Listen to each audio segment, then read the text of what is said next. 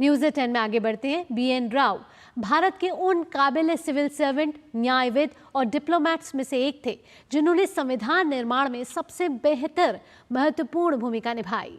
संविधान दिवस के मौके पर आइए देखते हैं BN राव के बारे में ये खास रिपोर्ट। भारतीय संविधान के निर्माण में अनेक महान हस्तियों ने महत्वपूर्ण भूमिका निभाई।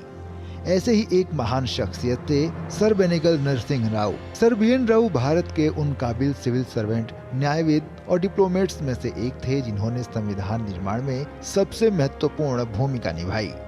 साल 1946 में जब कैबिनेट मिशन प्लान के तहत संविधान सभा का गठन हुआ, तब BN राव की कानून में रुचि और विशेषज्ञता को देखते हुए उन्हें संविधान सभा का संवैधानिक सलाहकार बनाया गया।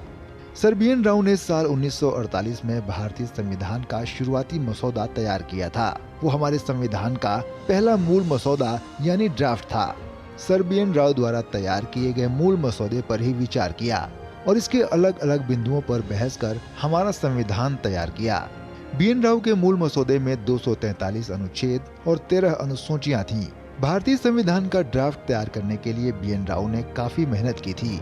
इसके लिए उन्होंने कई देशों की यात्राएं की थी। रिसर्च के सिलसिले में वे अमेरिका, कनाडा, आयरलैंड और ब्रिटेन आदि देशों में गए थे।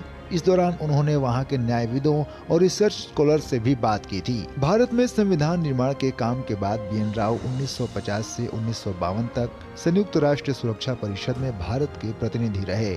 वे इंटरनेशनल कोर्ट ऑफ जस्टिस में न्यायाधीश बनने वाले पहले भारतीय थे, जहां उन्होंने 1952 से 1953 तक न्यायाधीश के रूप में काम किया। नरसिंह राव ने न सिर्फ भारत बल्कि म्यांमार का संविधान लिखने में भी मदद की। सर BN राव संवैधानिक दृष्टिकोण से सार्वभौमिक मताधिकार के सबसे बड़े पैरोकार में से एक थे। राव की न्याय भावना और कठिन परिस्थितियों में भी समस्या का समाधान ढूंढ निकालना उनके व्यक्तित्व को अनोखा बनाती थी। Bureau report, DD news.